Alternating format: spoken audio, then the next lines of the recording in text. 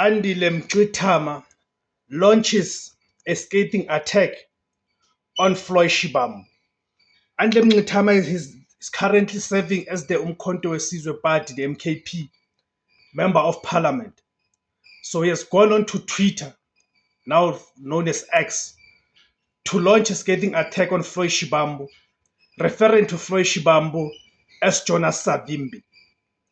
This Mngxitama is doing this in defense of Nhlanhla Ndlela because Floyd Shibambu had gone on media platforms referring to Nhlanhla Ndlela as a druggie and a drunkard.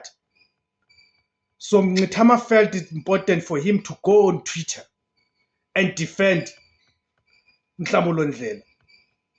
Greetings, guys. Welcome to the platform. My name is Debos Kosana. The name of the platform is Izwi